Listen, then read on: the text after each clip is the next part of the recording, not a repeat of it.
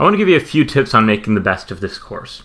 First of all, familiarize yourself with keyboard shortcuts. We're going to be using a lot of tools in this course, including a text editor and even the frameworks themselves. And one thing that has stuck with me throughout my time as a developer are the keyboard shortcuts. You'll see me use them over and over again. Your productivity as a web developer is of the utmost importance, and keyboard shortcuts will really shave down your time in writing programs. Second, code both during and also after the videos.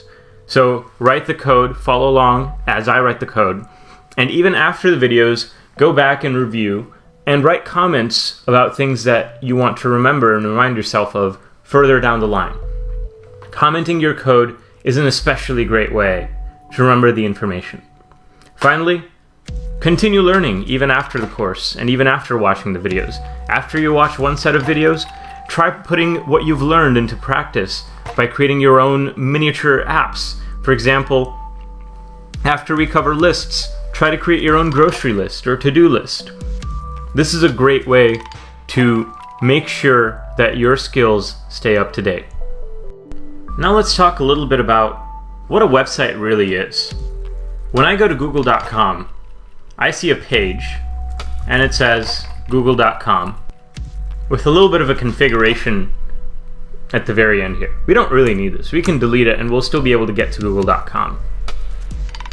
Now I can change this URL and go to google.com/about. And it takes me to a separate page. It turns out that the structure of a website is very similar to the structure of files and folders on our computer. When I open up Finder, for Windows users, Finder would be the equivalent of the Windows File Explorer. And when you open up your File Explorer or Finder, you can click on various folders and find a particular file that you want. Think of each folder as a path that's added on to the main URL. Then when we go to the About page, we're going into a folder where the About page is hosted. When we click on See All Stories, it takes us to About/Stories. So now there's a Stories folder inside of the About folder, and now we're inside the Stories folder. And that has a different page. We can click on one of these stories, and then it takes us to, wait a minute, About/Main. So the Stories folder redirects to the About/Main folder, and inside the main folder, there's probably a separate folder, or maybe even a file, called Google Supports Equal Justice Initiative. So if a website is just like a folder, then one page on a website must be a file. This is called an HTML file, and we can create one by opening up a text editor. I'm going to use a very simple text editor that comes installed on a Mac called TextEdit. For Windows users, you should use Notepad.